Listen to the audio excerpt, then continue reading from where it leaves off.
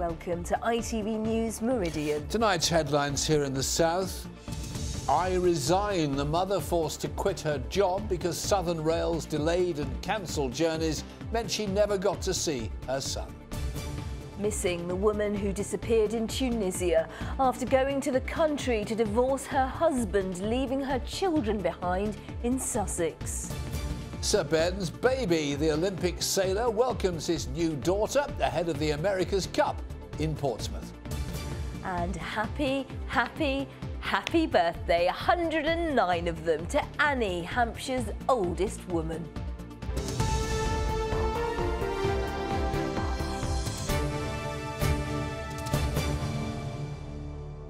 Good evening.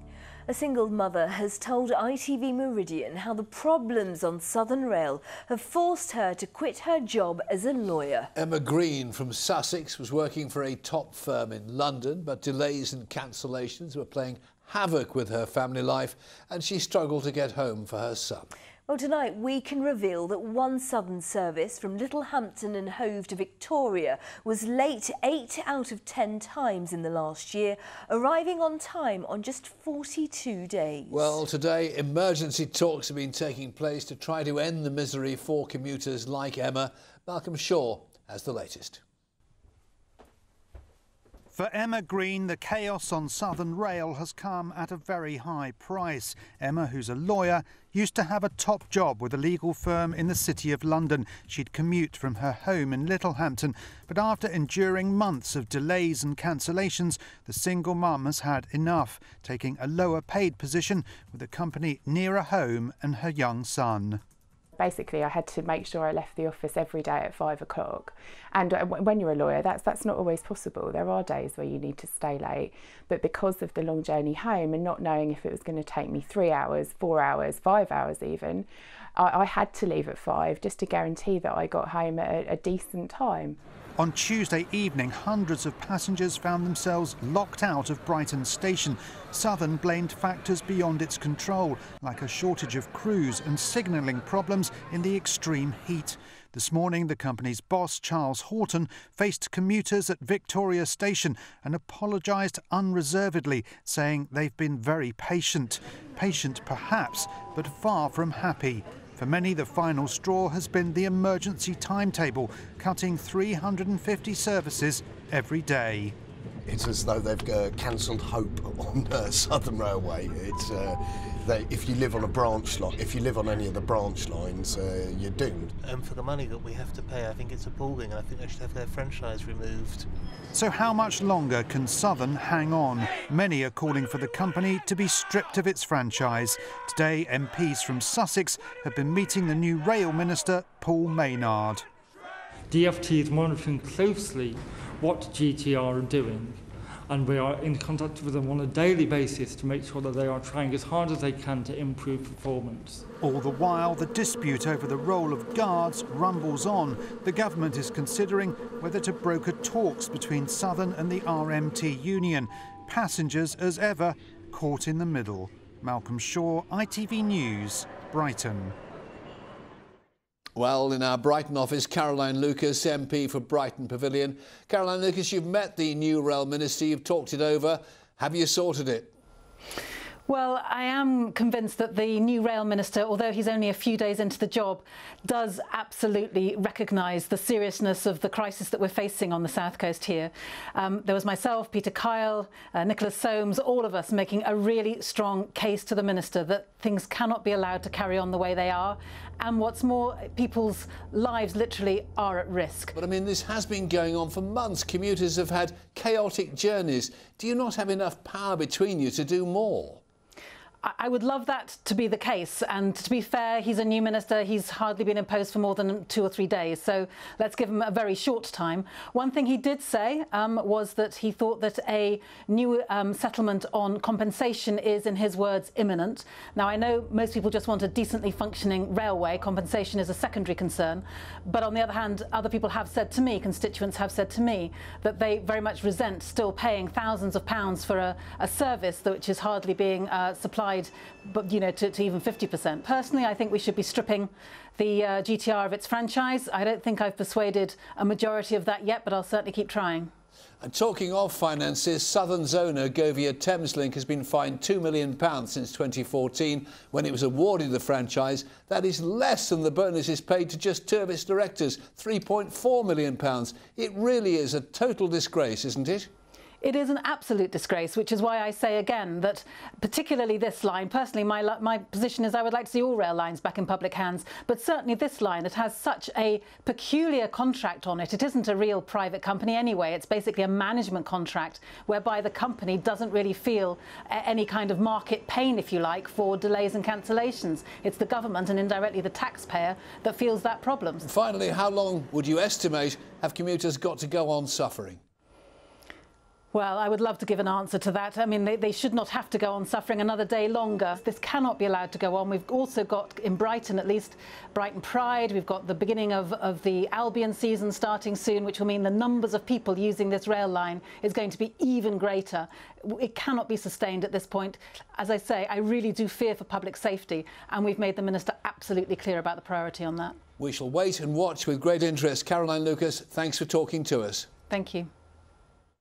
In other news, the family of a mother from Sussex are growing increasingly concerned after she travelled to Tunisia to attend divorce proceedings but failed to return. Relatives of Melissa Everest, a mother of two, have started a Facebook campaign to try and find her. They say they haven't heard from her since she failed to catch her flight home, something which is completely out of character. Mum, please can you just contact us? We just want to see and hear that you're okay, because we're just really worried and we can't sleep. And we just want to know that you'll come back eventually. It doesn't matter if you stay there, just at least let us know you're fine. Police were called to a busy Brighton street this afternoon following reports of a man carrying a knife. Officers drew a taser on the man in Ditchling Road but did not have to fire it. The man was arrested on suspicion of possessing an offensive weapon. CCTV has been released by police investigating an assault in Basingstoke. They want to speak to this man about the incident on the 2nd of July outside the Crown Heights block of flats. The victim suffered injuries to his face.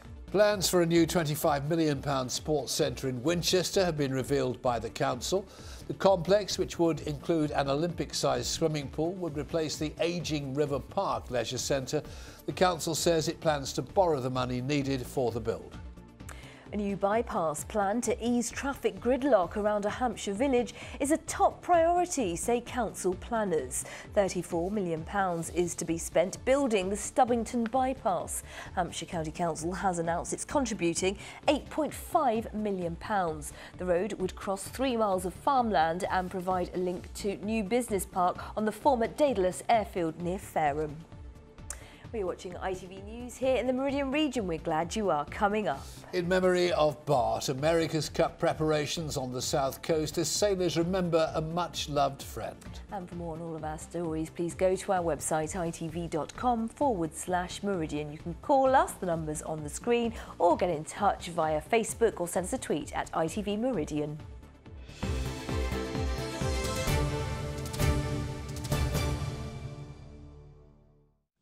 Some breaking news for you now. A person has died after a glider crashed into the countryside in Hampshire. It happened at Southwood Farm in Preston Candover near Basingstoke. 2 engines from Hampshire Fire and Rescue Service attended the scene along with police and the Air Accident Investigation Branch. Police say a swimmer has died off Brighton Beach. The 44-year-old man is from South London. He got into difficulties near Brighton Pier last night.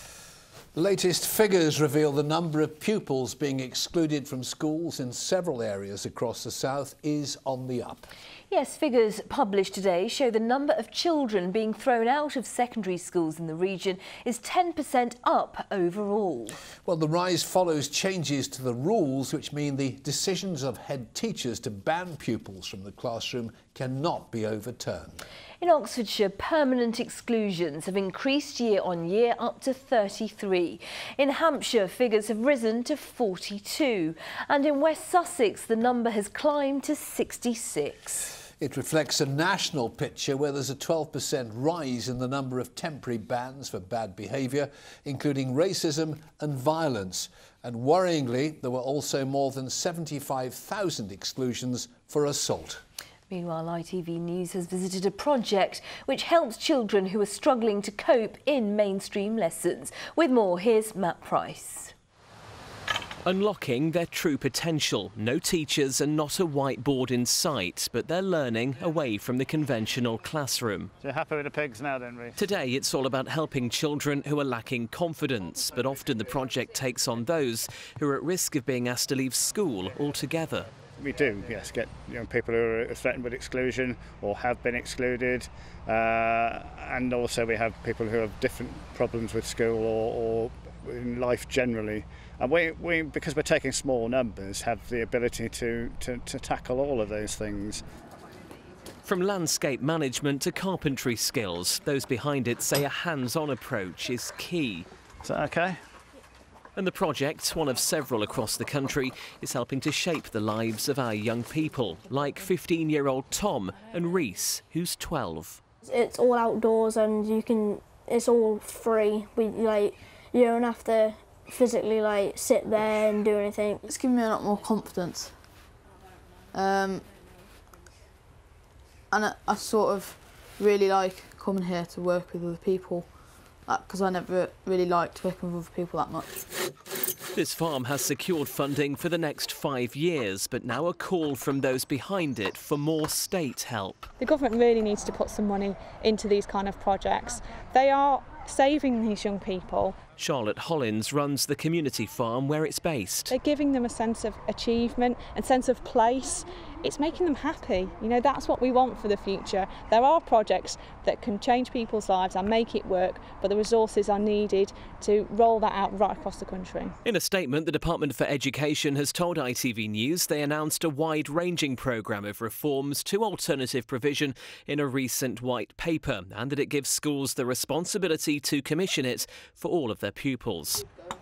Youth workers here say the programme is relieving pressure on schools, but deny it's giving children an easy option. Could be said, but I think the idea being is that without projects similar to this, you would find that these people would disappear almost. As lunchtime approaches, a lesson in where our food comes from. Tom is harvesting his first potato crop. A different style of learning may be, but one they all hope will help them to grow as individuals. Matt Price, ITV News. A doctor is warning others to protect themselves from the sun after she developed advanced skin cancer. Lauren McDonnell says we should all be taking much more care when heading to sunny locations on holiday.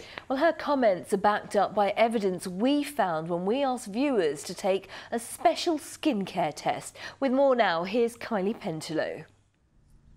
Lauren never thought it would happen to her. As a doctor, when she was diagnosed with skin cancer, she knew the prognosis wasn't good. With my knowledge, kind of my medical knowledge, I was absolutely petrified, and I really did think I was probably going to be dead within about 6 months. She spotted a lump on her knee at the age of 29, and from there, things moved very quickly. I'm stage 4, which there's no stage 5 in kind of cancer terminology.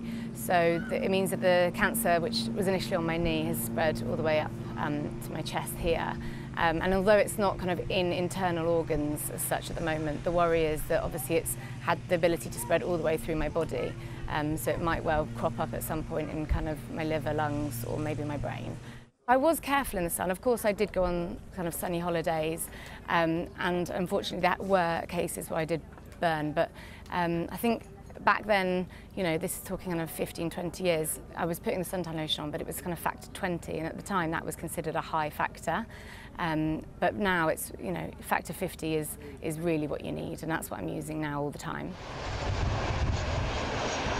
But as many of us jet off for our 2 weeks in the sun, are these holidaymakers in Benidorm concerned about the risks? Oh, you should put sun cream on quite regular. For kids, obviously 50, 30. I try and use a higher factor as possible. Obviously, I don't apply it enough because I'm still burnt. I guess, especially from the UK, it's just mad. We're mad to get out here and change colour and just get as many rays as we can.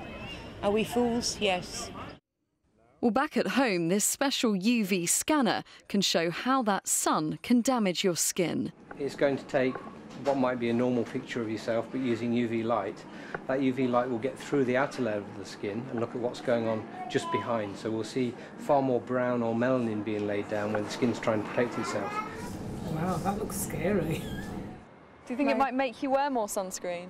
Well, I always do wear it. We always make sure we've got it to go on holiday, but perhaps even at home wear it more. Just looking at your nose, that's showing a greater darkness of freckles. I'm aware I've got loads of freckles and I'm sort of high-risk candidate for skin cancer, what have you. It didn't really surprise me because I was expecting it, but yeah, it certainly makes me aware. I play a lot of golf, so we'll always wear a hat for that, but if anything burns, it's always my nose. Right, so that's what's showing on there, really. You know, when we're on holiday, every morning we're covering the kids in it, but we need to be a little bit more aware of making sure that I'm covered myself as well. And these levels here on your nose are showing that you've had some sun damage there. I guess I don't realise how much the sun has affected my face. And what do you think it might change in the future? I think I might put a lot more sun cream on now. Be careful in the sun. And that's Lauren's message too, and that what happened to her could happen to anyone. I definitely spent plenty of time kind of on the beaches with my suntan lotion on, but just never ever thought, oh, you know, I'm putting my life at risk really by being here and being so kind of unaware of the sun's strength really. And I just say, please wear factor 50 and be careful in the sun. Don't go out, I know it's the typical message, but don't go out in the midday heat and kind of roast. And don't be proud if you get home with amazing tan lines, because that's the sign of skin damage and possibly skin cancer. Kylie Pentelow reporting there, and Kylie is tonight on a beach in Weymouth in Dorset. Let's speak to Kylie now. Kylie, this was your third special report for us this week about skin cancer. Tell us why it's so close to your heart. Well, it was in July last year that my dad died of skin cancer, and I have to say that before that I probably didn't even realise that you could die of skin cancer. So since then I've been researching and finding out more about it, and some of the things I found out have been really shocking, and I just felt like I had to share that with the ITV viewers. But you have done very well, if I may say so, Kylie. In your report, we gave viewers some skin checks. Were they, like me, really shocked by the results? Oh, absolutely. I mean, the people that we put through that special UV scanner, their skin looked absolutely fine, you know, in real life. But when it goes through the UV scanner, you actually kind of see that layer under the skin and the damage that the sun could have caused. And people were really surprised. Pretty much everyone I spoke to said that after they'd been through that scanner, they were definitely going to wear more sunscreen to protect their skin in the future. It's difficult, though, to strike the right balance, because today we're being told that we're not getting enough vitamin D. So that's the other extreme. It's so difficult, isn't it? And there is such conflicting advice, and when you go to the chemist there are so many bottles that you can buy. But the one thing I've taken away from this, the most important thing every expert has told me, is make sure that you protect your skin, especially in that midday sun. Kylie, thank you so much. And of course, for more details on how to stay safe in the sun and the signs to look out for, do have a look at our website. You know it by now, but I'll tell you anyway, itv.com/Meridian. A young woman from Crawley in Sussex who struggled since her teens with a debilitating but invisible medical condition is using her rare talent for art to throw some light on people with unseen illness. She enlisted the help of Fixers, the campaign that gives young people a voice, to stage an exhibition in London showing her portraits of people who live with hidden medical conditions. My name is Claire Anscombe, I'm 23 and I live in Crawley. Lots of young people are living with medical conditions that people can't necessarily see, like diabetes or joint problems or chronic fatigue. We can look perfectly healthy on the outside, but some people might think that we're perhaps faking this or that we're just being lazy. I have Ehlers-Danlos syndrome, which is a genetic disorder which affects your connective tissue. It affects my muscles and my joints. These days I make sure I do lots of gentle exercise to strengthen my muscles and to keep me as healthy as possible. I still do have low-level pain every day. My joints do often go out of position and it is incredibly frustrating, but nonetheless I'm very grateful that I have learnt the tools to try and manage the condition. My Fixes project is about highlighting how common it is to have an invisible illness and to encourage public understanding of conditions that you may not necessarily be able to see from the outside. People with invisible illnesses have a huge challenge because one day they can be absolutely fine and live a normal life, and the next day they can be completely disabled. People get doubted that, you know, there's anything wrong with them. People may just need to use a wheelchair occasionally, and they just may not be believed. I first became ill when I was 13. I was in the most awful pain every day and I was completely exhausted. And nobody understood what was wrong. Eventually, I was diagnosed with Ehlers-Danlos syndrome, and it is a genetic condition, and it turned out my mum had it as well. When I was 14, I discovered that I had a great passion for art, and I spent all of my time drawing in the art rooms. I'd never shown an aptitude for it before. I actually had a skill that I had never known. For this project, I created portraits of fellow sufferers of invisible illnesses to portray them as these very, very strong, positive people, but that they are still dealing with these illnesses that do make them more fragile than others. Oh my God. That's amazing. It looks like a photo as well. Spending time with someone who has the same condition is incredibly valuable. You just get that the other person has some struggles, but that you're both kind of dealing with it the best way possible. Asking for a seat when you look fine and you're in your 20s is a very unique and horrid experience. It feels quite embarrassing to have to say to someone, I'm really sorry, I have this condition, I'm probably about to faint. I mean, having an exhibition of my portraits is just incredible. Claire's exhibition for the project is so fantastic because she's talking in such a public and creative way about invisible illnesses, which is really breaking the silence. I hope that my exhibition will help people to understand there are genuine problems that someone may be suffering from, but just because you can't see it doesn't mean it doesn't exist, and to be able to treat these people with dignity and sympathy. The America's Cup World Series has come to Portsmouth, and Britain's skipper Sir Ben Ainslie is already celebrating. You can say that again. He and his wife Georgie, who live on the Isle of Wight, have announced the birth of their first child, tweeting their joy at the arrival of daughter, the exotically named Bellatrix Ainslie. She's called Bellatrix and she was born on Saturday. She's a very healthy, happy little baby, and you know, she and Georgie are now at home on the Isle of Wight and settling in very well. Have you bought Bellatrix a little dinghy yet? Having been a competitor myself, I'm going to be the least competitive in terms of pushing my daughter. You know, I hope, you know, of course, that she grows up and has every opportunity as any parent would want for their child. Congratulations to them. Meanwhile, 6 America's Cup skippers were out on the Solent today in a charity race in memory of Andrew Bart Simpson. Yes, the Dorset sailor died in 2013, training on an America's Cup catamaran. Sally Simmons has more. So keen are this group of guest sailors for the chance to jump on an America's Cup boat that between them they've paid £13,000 for the privilege. Few nerves, yeah, a little bit, because you're walking on a trampoline. I'm not used to that. It's the best fairground ride you can ever go on. I think so. Scared? Yeah, a little apprehensive, but you know, we'll be all right. I think we're in safe hands. The money will go to the Andrew Simpson Sailing Foundation, the charity set up after the tragic death of Andrew Simpson, known as Bart, 3 years ago. The 36-year-old from Sherborne in Dorset died when his America's Cup catamaran Artemis capsized in San Francisco. He was sailing with the man he'd won 2 Olympic medals with, his lifelong friend Ian Percy. The sport was ahead of the development of the safety of the sport, and it's another way Andrew's giving back. The boats now are much, they are all the same in the main structural components, very much like a Formula One pod. We're tucked inside these unbreakable compartments. We're much better trained. Bart, Andrew Simpson was an amazing guy and much loved worldwide. I'm not sure there's many people who could have sort of brought the teams together to get out on the water, but they're all just, you know, fall over themselves to get out there and do something for the foundation, which is absolutely amazing.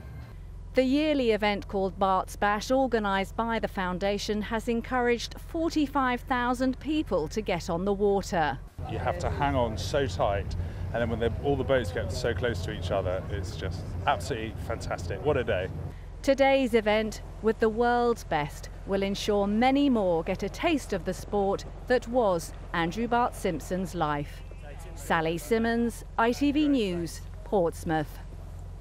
Well done to them all. Yeah, but let's hope they get good weather conditions. Here's the man in the know. Yeah, it was pouring down last year, but no, this year I think they're going to do fine. But we also need good weather if we want to do something a bit less active than doing the boat racing. We want to just sit in the garden, count butterflies. Yes. Big butterfly count is on at the minute. Got until August the 9th to just spend 15 minutes in your garden, in a field, park, anywhere you like, just counting butterflies. So to get you spurred on, here are some of the ones that have come in. Sandy Talbot has sent in this gorgeous one posing in the daisies in Thatcham. And I think it's a small tortoise shell because Roy Venkatesh has got one. Sherborne St John is where he found his. He also found a future moth. That's a mullein moth caterpillar, to be precise. A brilliant image here of a skipper moth that Tim Wells took at the Castle Hill Nature Reserve in Newhaven. And that there is your eyed hawk moth that turned up in Janet Steele's greenhouse in Goodwood. She's very impressed by the fake baby blues on its wings. So now, if you do fancy taking part, have a look at my blog on the website, itv.com/Meridian. You'll find out all the information you need there about how you can go and do it, and also a crib sheet so you know what the butterflies are. Are you watching butterflies yourself? I might do a bit of it. All right then, we'll watch you then, doing the weather. Here he is.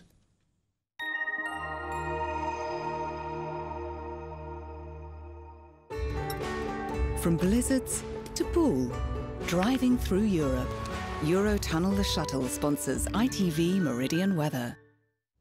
Now, if you're starting to panic that this fine weather is going to come to an end at some point, don't worry, it's not happening just yet. That said, there are one or two tricky moments for us to look forward to. Certainly tonight there might be a few showers towards the west. A lot of dry weather overnight, but then tomorrow another scattering of showers to look forward to. And some of them could be heavy, possibly thundery. But you know what showers are like? Very hit and miss. Some of us won't see anything at all. So back to tonight, and it's a line of showers running up the western side of the country, heading towards the Midlands that might affect us for the first part of the night. Elsewhere, variable amounts of cloud, some clear spells, quite warm again, 15, 16 the overnight low. And then tomorrow morning, if there's a bit of cloud first thing, that will break up quite nicely. Some good sunny spells once again. Temperatures in that sunshine doing very well, up to around 24, 25 degrees. But watch out for the downpours. If one lands on you, you'll certainly know about it. That said, some of us will be wondering what the fuss is all about, and we'll just enjoy another fine afternoon. As for your high tide times, well, you can see in Brighton, 1:10 in the morning, 1:30 in the afternoon. Then another pretty decent day on Saturday. Still one or two showers popping up, but lots of dry weather too. Eurotunnel the Shuttle sponsors ITV Meridian Weather.